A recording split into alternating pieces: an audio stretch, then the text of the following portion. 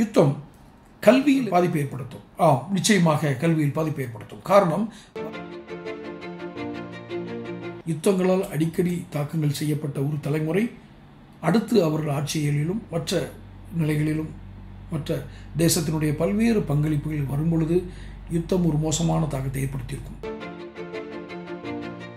எதிரிகள் எந்த நேரத்தில் நம்மோடு போர் தொடுக்கக்கூடும். நம்ம அண்டை நாடுகள் நட்பு நாடுகள் அல்ல, அவை அண்டை நாடுகள் அல்ல, சண்டை நாடுகள்.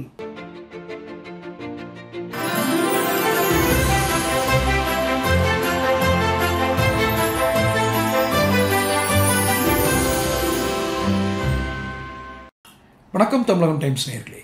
யுத்தம் என்ன செய்யும், யுத்தங்கள் எந்தவித தாக்கங்கள் ஏற்படுத்தும் என்ற தொடர் காணொளிகளை நான் வெளியிட்டுக் கொண்டிருக்கிறேன். இதில் நான் பேசும் மொழி தமிழாக இருந்தாலும் என் தாய் தமிழில் மட்டுமே, என் தாய்மொழியில் மட்டுமே நான் இயல்பான எனது எண்ணங்களை பதிவு செய்ய இயலும். நான் இந்த வீடியோ பார்க்கும் எல்லாருக்கும், நான் இந்த காணொளி பார்க்கும் எல்லாத்துக்கும் நான் கேட்டுக்கிற ஒரே வேண்டுகோள், இது என்னுடைய சேனல் வளர்ச்சிக்காக மட்டுமல்ல, நான் ஒரு பொது நோக்கிலும் சொல்கிறேன். பல்வேறு நாடுகளில் இருக்கக்கூடிய உங்கள் நண்பர்களுக்கு இதை பகிருங்கள். காரணம், யுத்தம் எந்தெந்த விளைவுகளை ஏற்படுத்தும் என்று யாரும் அறியாதவர்கள் அல்ல. ஆனால் எல்லா நாடுகளிலும் பரப்புவதன் மூலம் யுத்தம் இனி எதிர்காலத்தில் ஏற்படாத ஒரு நிலையை ஏற்படுத்துவதற்கு இது உதவும் என்று உறுதியாக நம்புகிறேன். இந்த காணொலியில் யுத்தம் கல்வியில் எந்த பாதிப்பை ஏற்படுத்தும். நிச்சயமாக கல்வியில் பாதிப்பை ஏற்படுத்தும். காரணம், வரலாறு என்ற பாடத்தை எல்லா கல்வி முறை கொண்ட நாடுகளிலும் வரலாறு என்று ஒரு பாடப்பிரிவு இருக்கிறது. மிக முக்கியமாக கவனிக்கப்படுகிறது வரலாற்று ஆய்வு. வரலாற்றை எப்படி ஆய்வு செய்கிறார்கள்? ஆட்சியியல், யுத்தவியல், இப்போது யுத்தங்களையும் சேர்த்துக் கொண்டார்கள். யுத்தவியல், பொருளாதாரவியல், சமூகியல் என்று பல்வேறு வகைகளாக பிரித்து கொண்டுதான் ஒரு வரலாற்று ஆய்வாளர்கள் செய்கிறார்கள். அந்த இடங்களில் யுத்தம் மட்டுமே அதிகமான தாக்கங்களை மற்ற இடத்தில் ஏற்படுத்தும். என்ன? பொருளாதார தாக்கங்களை ஏற்படுத்தும். காரணம், யுத்த காலத்தில் ஏற்படக்கூடிய செலவுகள் சாதாரண சமாதான காலங்களில் ஏற்படுவதை விட மிக அதிகமான செலவினங்களை ஏற்படுத்தும். அதிகமான செலவுகள் ஏற்படும் காலங்களில் எவைகளெல்லாம், எந்த செலவுகளை எல்லாம் மட்டுப்படுத்த வேண்டும் என்றால் பள்ளிக்கூடங்கள் மூடப்படும்.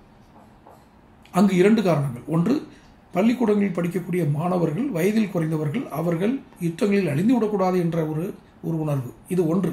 இரண்டாவது, பாடசாலைகளை நடத்துவதில் இருக்கக்கூடிய சிரமம். ஏனென்றால் பொருளாதாரம் பின்தங்கி போகும் பொழுது பாதிக்கக்கூடிய முக்கியமானது கல்வி.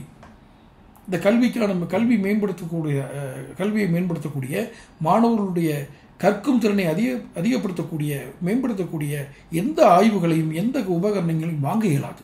அது எங்கோ மத்திய கிழக்கு நாடுகள் தானே, அல்லது இஸ்ரேலில் தானே, லெபனான்லேயும் ஈரான்லேயும் ஜோர்டான்லேயும் அந்த பார்டரில் இருக்கிற இஸ்ரேலுடைய பார்டரில் இருக்கிறது தானே அப்படின்னு நீங்கள் நினைக்காதீங்க. நாம் இன்று வணிகங்களால் ஒருவருக்கு ஒரு தொடர்பில் இருக்கிறோம். எங்கோ பற்ற வைக்கப்படும் ஒரு நெருப்பு நம்மை சென்றடைவதற்கு முன், நம்மளை வந்தடைவதற்கு முன் நாம் அதை அணைக்கும் முயற்சியில் ஈடுபட வேண்டும். உதாரணமாக மத்திய கிழக்கில் வேலைவாய்ப்புகள் அதிகம். வேலைவாய்ப்பு என்பது பொருளாதாரம் சார்ந்தது. நான் இந்த காணொலியில் கல்வியை மிக அதிகமாக கூறுகிறேன். கல்விக்கு ஒதுக்கப்படும் நிதி குறையும். கல்விக்கு ஒதுக்கப்படும் நிதி குறையும் பொழுது அதாவது கல்வி கற்கக்கூடிய மாணவர்கள் எண்ணிக்கை குறையும். கல்வி கற்பிக்கப்படாத அன்கல்டிவேட்டட் லேண்ட், கல்வி அறிவு இல்லாத ஒரு சமூகம், ஒரு தலைமுறை உருவாகக்கூடிய அபாயம் இந்த யுத்தங்களில் இருக்கிறது. இன்னொன்று, இந்த யுத்தங்கள் மூலம்தான் ஒரு தீர்வுகள் ஏற்படும் என்ற ஒரு மனத்தாக்கத்தினையும் இவர்கள் கற்றுக்கொள்வார்கள். அது தீர்வு அல்ல என்பதை நாம் எடுத்துச் சொல்ல வேண்டும். எதன் மூலம்? இன்று இருக்கக்கூடிய இந்த அறிவியல் அற்புதங்கள், இந்த சாதனங்களின் மூலம் தான் நம்ம இதை செய்ய முடியும். அவ்வளவு எளிதாக நாம் செய்துவிட இயலுமா என்றால் முடியும். இந்த காணொலியில் அதிகமாக பரப்புங்கள். இது எனது பயன்பாட்டுக்காக நான் சொல்லவில்லை. யுத்தம் நிறுத்தப்படுவது, யுத்தங்கள் நடப்பது கல்வி மேம்பாட்டிற்கு தடையாக இருக்கும். கல்வி கற்பதில் ஒரு பெரிய தாக்கத்தை ஏற்படுத்தும். வரலாற்று ஆய்வுகள் மோசமான வரலாற்று பதிவுகளை கொண்டு செல்லும். இவைகளை இன்று யுத்தம் செய்து கொண்டிருக்கிற நாடுகளில் இந்த சங்கொலிகள் அவர்கள் காதில் விழாது. காரணம், அவர்களுக்கு ஆயுதம் ஏந்தி விட்டார்கள். தோட்டாக்கள் சீறி பாயும் சத்தமும், பீரங்கிகளிலிருந்து வெளிப்படும் வெடிகுண்டுகளின் சத்தமும், ஏவுகணையில் பாய்கின்ற வேகத்தின் காற்றில் அவைகள் ஏற்படுத்தும் அந்த சலசலப்பின் சத்தம்தான் அதிகம் இருக்கும். இன்றோ துளைக்கப்பட்ட விளைநிலங்கள், இன்றோ துளைக்கப்பட்ட நிலங்கள், மலைகள் அதிக மழை பொழியும் பொழுது பெரிய சீரழிவை ஏற்படுத்தியது. வயநாடு அதுபோன்றுதான். யுத்தங்களால் அடிக்கடி தாக்கங்கள் செய்யப்பட்ட ஒரு தலைமுறை அடுத்து அவர்கள் ஆட்சியிலும் மற்ற நிலைகளிலும் மற்ற தேசத்தினுடைய பல்வேறு பங்களிப்புகள் வரும்பொழுது யுத்தம் ஒரு மோசமான தாக்கத்தை ஏற்படுத்தியிருக்கும். அவருடைய உளவியல் சார்பாகவே அவர்கள் பாதிக்கப்பட்டிருப்பார்கள். தயவு செய்து யுத்தங்களை நிறுத்துங்கள். யுத்தம் எதை எதை பாதிக்கும் என்பதில் கல்வி முக்கியம். கல்வி கற்காத ஒரு தலைமுறையை நாம் ஏற்படுத்திவிடக்கூடும். காரணம், ஒவ்வொரு நாடும் ஒரு யுத்தத்தை செய்யும் பொழுது பல தலைமுறைகள் பின்னால் பல ஆண்டுகள், பொருளாதார ஆண்டுகள் பின்னோக்கி சென்றுவிடும். இன்றைக்கு 2024 ஒருவருடைய ஒரு நாட்டினுடைய மதிப்பு 1000 ரூபாய் என்றால் அவை கிட்டத்தட்ட 500 ரூபாய் 400 ரூபாய்க்கு கீழ் சென்றுவிடும். யுத்தம் முடிந்த பிறகு அவர்கள் கையில் பணம் இருக்காது. வணிகங்களுக்கு மீண்டும் தொடங்க வேண்டும், மீண்டும் மீட்சி அமைக்க வேண்டும். நீங்கள் உதவி தாக்கும் பொழுது அவர் பலமாக தாக்கலாம் அல்லது பலவீனமாக தாக்கலாம். எப்படி இருந்தாலும் தாக்கங்கள் இருக்கும். நீங்கள் பலமாக தாக்குவதற்கு பணத்தை பயன்படுத்துவீர்கள், ஆயுதங்களை பயன்படுத்துவீர்கள். ஆயுதம் எங்கிருந்து கிடைக்கும்? பணம் கொடுத்தால்தான். ஆயுத வியாபாரிகளுக்கு இப்போ சரியான காலம். பேரழிவுகள், இந்த பேரழிவுகள் ஏற்படுத்துகிற மனித சாவுகள், இந்த பேரழிவுகளால் ஏற்படும் மன உளவியல் தாக்கங்கள் இன்று அந்த கற்கும் வயதில், அந்த பருவ வயதில் இருக்கக்கூடிய இளம் தலைமுறையினருக்கு, எந்த நாட்டில் இருந்தாலும் இளம் தலைமுறையினருக்கு என்ன தாக்கம் ஏற்படும்? நாளைக்கு நாம் வந்தால் கூட யுத்தங்களை ஆதரிக்க வேண்டும் என்ற மனப்பாங்கு ஏற்படும்.